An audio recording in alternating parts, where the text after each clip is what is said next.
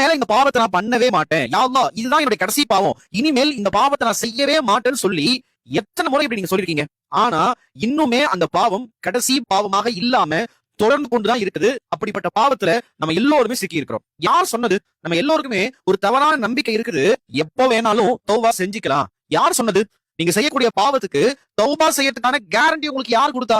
எப்ப வேணாலும் செஞ்சுக்கான்னு சொல்லி யார் உங்களுக்கு சொன்னது? அல்லாஹ் குர்ஆன்ல சொல்றான், வமா தத்ரி நஃப்ஸும் மாதா தக்ஸிபு கதா. ஒரு ஆன்மா நாளை என்ன சம்பாதிக்கும், நாளை என்ன செய்யும் என்று அந்த ஆன்மாவுக்கு தெரியாது. வமா தத்ரி நஃப்ஸுன் பி ஐயி அர்தின் தமூத். எந்த ஒரு ஆன்மாவுக்கும் அந்த ஆன்மா எங்கு மரணமாக போகுது என்பதும் தெரியாது. அப்படி இருக்கும்போது இது கடைசி பாவம் அல்லது எப்ப வேணாலும் தௌபா செஞ்சுக்கலான்ற மனோநிலையில நாம இருக்கிறது தான் நம்முடைய வாழ்க்கையுடைய மிகப்பெரிய டேஞ்சர்ன்றதை தயவு செஞ்சு யோசிச்சு புரிஞ்சு ஏத்துக்கோங்க. ஷைத்தான் பாவம் செய்யுங்க மட்டும் சொல்ல மாட்டான், அதை விட டேஞ்சரான ஒரு விஷயத்த சொல்லுவான்.